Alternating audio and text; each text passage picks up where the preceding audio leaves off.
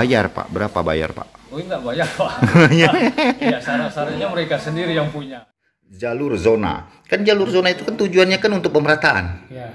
Tapi fakta di lapangan justru amburadul. Pak, begini. Oke, kalau seandainya Bapak mengatakan sudah bagus, artinya ke depan ini pendidikan di Provinsi Bengkulu akan carut marut seperti ini terus Pak ya. Karena apa? Yang carut marut saja sudah dinilai bagus. Sahabatpialing.com. Polemik masuk sekolah bagi murid baru. SMA atau SMK di Kabupaten Bengkulu Selatan Provinsi Bengkulu nampaknya sudah menjadi tradisi dari tahun ke tahun, atau barangkali sudah menjadi budaya di negeri ini. Di tahun 2022 ini, carut-marut penerimaan murid baru menimbulkan keresahan bagi wali murid yang justru berada di dalam zona yang telah ditentukan oleh aturan sekolah itu sendiri. Hal ini tercermin adanya keluhan wali murid yang memaksa petinggi di kabupaten ini harus turun tangan mengurusi permasalahan ini. Terus daftar ke SMA 2 sudah penuh, SMA 1 sudah penuh. Kalaupun dia mau benar-benar di SMA 5 juga dia tertampung, mungkin perlu peninjauan penambahan kelas. Masukan ini Pak, kami tidak minta jawaban sampai saat ini, tapi tolong dicatat bahwasanya ada koordinasi dari pemerintah Kabupaten Selatan mengajukan alternatif ini. Silakan dibicarakan ke tingkat selanjutnya untuk ditindaklanjuti. Kira-kira cara kita nampung siswa belajar ini baca dan diterima. Kami menjalankan aturan yang sudah ditetapkan oleh Kepala Dinas Pendidikan Provinsi Bengkulu. Jadi pelaksanaan PPDB ini Pak sama seperti tahun-tahun lalu sebelumnya, bahwa pelaksanaan ini kita berdasarkan Juklat dan Juknis yang sudah ditetapkan Kepala Dinas Pendidikan dan Kebudayaan Provinsi Bengkulu tentang petunjuk teknis pelaksanaan penerimaan peserta didik baru atau PPDB Sekolah Menengah Atas Provinsi Bengkulu tahun pelajaran 2022-2023. Nah, sedangkan Juklat Juknis ini juga melaksanakan aturan dari pusat Pak, bahwa di dalam ini pelaksanaan PPDB tahun 2022 ini sama seperti tahun lalu. Metode penerimaan murid melalui zona ini, bukankah kebijakan ini tumpang tindih yang tidak mendapatkan kepastian hukum Pak? Karena begini, kalau seandainya sistem zona, artinya kan demi pemerataan penerimaan siswa. Tapi di sisi lain, ada lagi sistem prestasi, akan rancu. Kemudian di sisi lain, ada lagi jalur pindah, oke lah. Ini bukan kata saya loh Pak ya, ini keluhan wali murid Pak ya. Saya sebagai wartawan itu hanya menampung aspirasi saja. Mohon Pak, komentar aja Pak. Jadi jalur sekarang Pak zonasi ini belum diusulkan, ini sudah rapat dulu, suruh kepala sekolah. Oke Pak. Rapat di Cabang Dinas. Oke Pak. Penetapan zona. Oke. Ya. Oke, itu kan zona telah ditetapkan. Sudah ditetapkan. Kira-kira pihak dinas sadar tidak kalau itu bermasalah Pak? Prinsip metode itu pasti ingin pemerataan, itu kan pemerataan penerimaan siswa. Jalur zona itu kan tujuannya kan untuk pemerataan. Ya. Tapi fakta di lapangan justru amburadul. Jadi ini Pak, jalur zonasi ini dia kan terakhir penerimaannya Pak. Setelah jalur prestasi informasi, mereka yang tidak lolos, kan tidak semua yang lolos ini terima di sekolah, karena tertentu terbatas. Karena zonasi ini 55% Pak jumlah dari jumlah yang terima per sekolah. Sedangkan 3 jalur itu 45%. Nah, bagi mereka yang tidak diterima afirmasi kemudian prestasi, maka mereka bisa pindah ke jalur zona sesuai dengan tempat tinggalnya Pak. Iya Pak, yang tempat jadi tinggal ini kan artinya pemerataan sebenarnya Pak. Artinya menganggap sekolah itu sama sesuai zonasinya. Artinya tidak ada sekolah unggul, tidak artinya sesuai dengan tempatnya. Menurut Bapak, kira-kira metode penerimaan siswa sekarang apakah sudah baik Pak demi kemajuan pendidikan di Indonesia ini dengan cara seperti ini? Karena ini bikin masalah banyak. Ada kesan memang digunakan oleh oknum-oknum tertentu untuk mencari uang dalam tanda kutip. Nah, bagaimana Pak kalau menurut Bapak dengan kebijakan metode seperti sekarang? Kalau menurut saya Pak, jalur yang sekarang itu ya sudah sesuai dengan aturan pusat. Kita rasa sudah bagus. Karena dari prestasi ada jalur itu. Oke Pak, begini. Oke, kalau seandainya Sudah Bapak bagus. mengatakan Tinggal sudah di bagus. Pelaksanaannya di sekolah masing-masing pelaksanaannya. Oke. Di panitia masing-masing pelaksanaannya. Oke, kalau seandainya pendapat daripada pemerintah dalam hal ini Dinas Pendidikan melalui cabang dinas mengatakan hal ini sudah baik, artinya ke depan ini pendidikan di Provinsi Bengkulu akan carut marut seperti ini terus Pak ya. Karena apa? Yang carut marut saja sudah dinilai bagus. Kira-kira langkah apa Pak supaya tidak carut marut seperti ini Pak? Nah, begini kan, saya tidak mengatakan itu misalnya kalau carut marut tidak Pak ya. Artinya memang ada kelemahan, salah satu misalnya tidak dilaksanakan, mungkin ada. Tetapi secara umum kan ini berlaku nasional ini. Kita jukla itu juga berdasarkan dari keputusan menteri itu Pak, pelaksanaan itu. Keputusan menteri apa? Dia tentang apa? Prestasi. Tentang PDB, semua itu jalur dari pusat itu Pak. Itu jalur dari pusat, bukan Dari kementerian. Jalur itu. Sistem empat metode tadi. Metode tadi ya. Sudah itu keputusan pusat.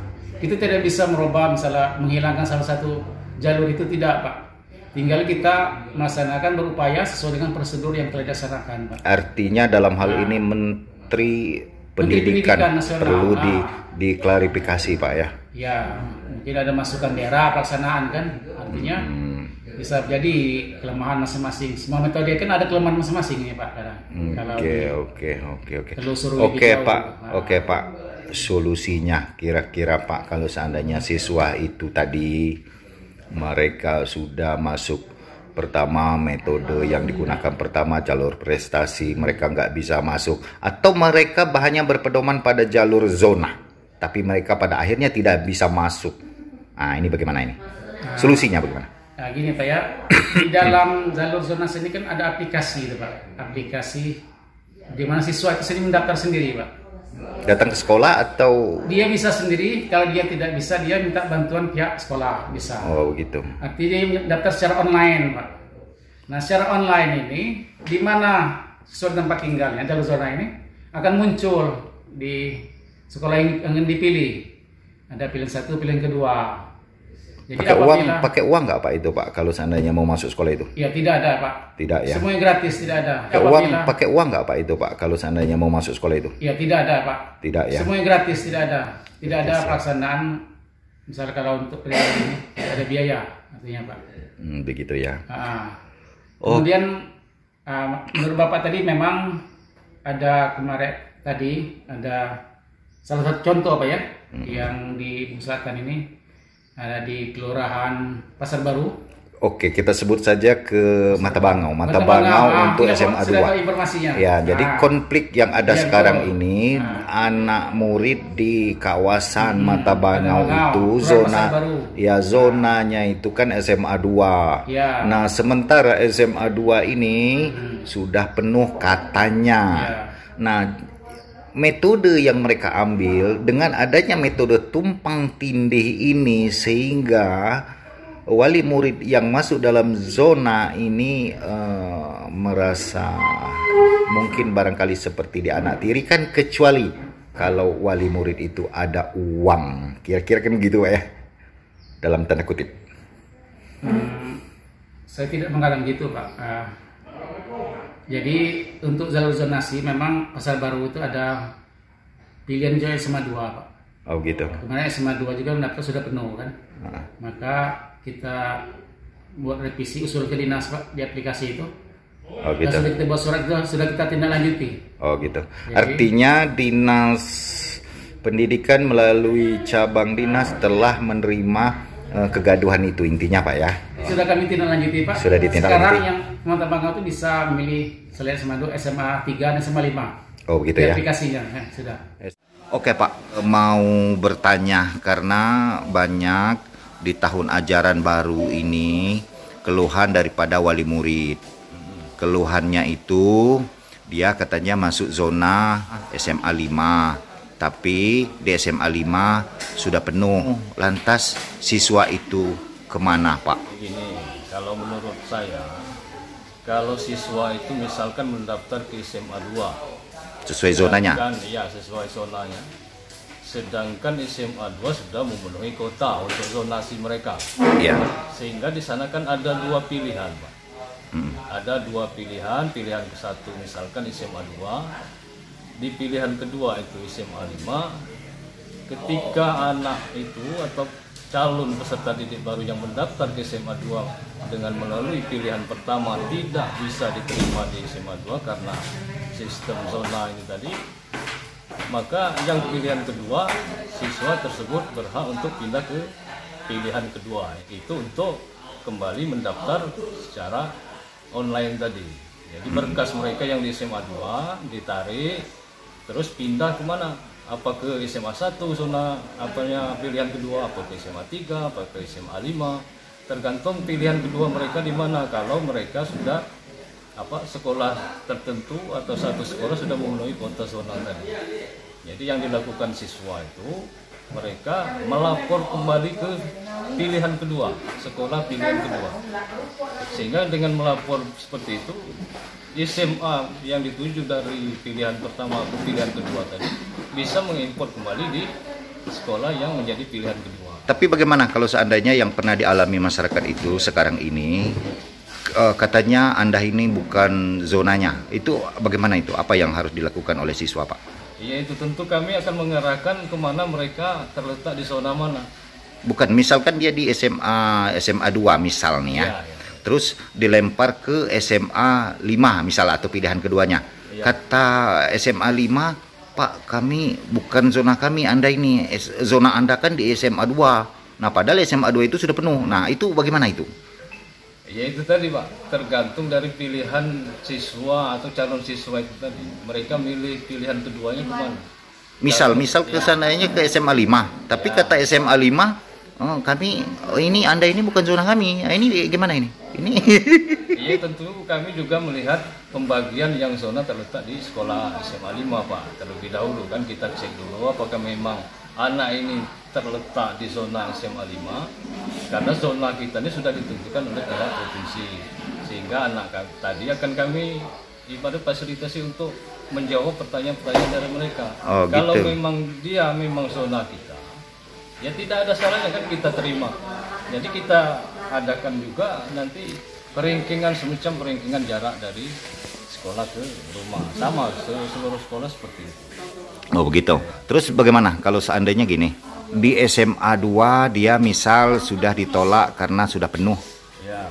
Pindah ke SMA 5 dia menjadi juga anak tiri barangkali dong, Pak. Karena dia juga di luar zonanya. Nah, terus setelah sampai di SMA 5 nanti kalau seandainya dia bukan zona lagi, itu bagaimana itu? Ya itu tadi, Pak, kita akan mengarahkan ke sekolah yang memang belum terpenuhi kotanya, karena kita kan tujuan dari zona tadi kan pemerataan peserta didik diterima di sekolah-sekolah yang ada di Bengkulu Selatan ini. Oh, berarti zona ini anggaplah itu metode penerimaan kelas 2 intinya, Pak ya? Enggak, Bukan maksudku kelas 2 itu metode kedua intinya gitu, Pak ya. Karena metode pertama justru prestasi dulu kan? Ya, Prestasi berarti di luar zona bisa menerima. Yang prestasi, afirmasi, dan perpindahan orang tua tentu dari mana sekolah asalnya tentu bisa kita terima dengan menyertakan syarat-syarat yang telah ditentukan. Bayar, Pak. Berapa bayar, Pak? Oh enggak bayar, Pak. Ya, syarat-syaratnya mereka sendiri yang punya.